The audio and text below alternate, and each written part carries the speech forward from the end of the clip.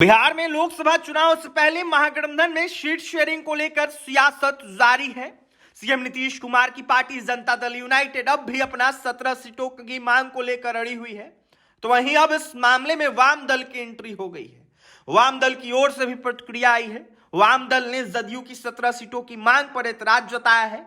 उनका कहना है कि बिहार में 17 लोकसभा सीट जो है जिस तरीके से है, इसको देखते हुए मांगे की जा रही जिस तरीके से नीतीश कुमार के द्वारा, जदयू पार्टी के द्वारा, उनका हक नहीं बनता है।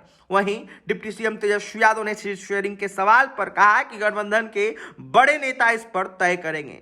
उन्होंने स्पष्ट कहा कि जिस तरीके से बातें सामने निकल के आ रही है, कोई दिक्कत नहीं है बंटवारों को लेकर। ऐसे में बंटवारा जो है कहीं ना कहीं होगा। तो वहीं उन्होंने मीडिया को जानकारी देकर सीट का बंटवारा नहीं होता है ऐसा कहा। वाम दल के विधायक रामबल्ली सिंह यादव ने इस मामले में बड़ा बयान दिया है। उन्होंने कहा है कि जदयू का 17 लोकसभा सीट पर कोई हक नहीं बनता है। हम लोगों की स्थिति काराकाट, आरा, पाटलिपुत्र और जहानाबाद में काफी मजबूत है। ऐसे में हम लोगों की मांग है कि आगामी लोकसभा चुनाव में हमें यह सीटें चाहिए। बताते चले आपको कि जहानाबाद और काराकाट की सीट पर जदयू का कब्जा है। काराकाट की सीट पर जदयू के महाबली सिंह सांसद है, तो वहीं जहानाबाद सीट पर जदयू के चंद्रशेखर चंद्रवंशी सांसद है। वाम दल के इस मांग के बाद महागठबंधन के अंदर सियासी घमासान सा मच गया है। इधर वाम दल की मांग पर जदयू के वरीय नेता भीष्म सहनी ने कहा है कि हम लोग किसी भी हालत में अपनी सीट नहीं छोड़ेंगे। वाम दल राजद में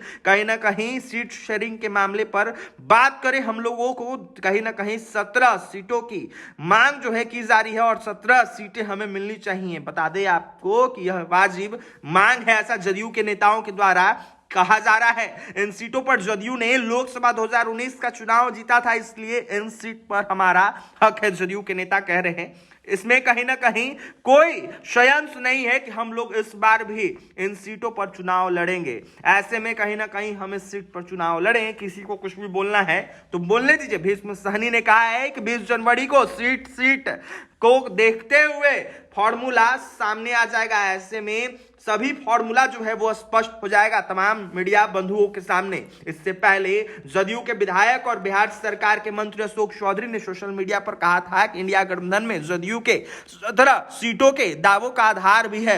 ऐसे में पिछले लोकसभा चुनाव में जदयू पार्टी ने 16 सीटों पर जीत हासिल की थी। कुल मिलाकर 17 सीटों पर हम लोग लड़े थे। ऐसे में जदयू 17 सीटों की मांग कर रही है और कहीं ना कहीं अब कहा जा रहा है कि इंडिया गठबंधन में कुछ भी ठीक नहीं है। तो फिलहाल देखने वाली बात यह होगी कि क्या इंडिया गठबंधन में नीतीश कुमार की जदयू पार्टी की बात बनती है या फिर नीतीश कुमार फिर से कहीं ना कहीं नाराज होकर इंडिया गठबंधन छोड़ देते हैं। तो देखने वाली तमाम बात होगी क्या कुछ होता है। और भी तमाम खबरों के लिए NBC 24 के साथ बने रहे। इस वीडियो में इतना ही। बहुत बहुत धन्यवाद।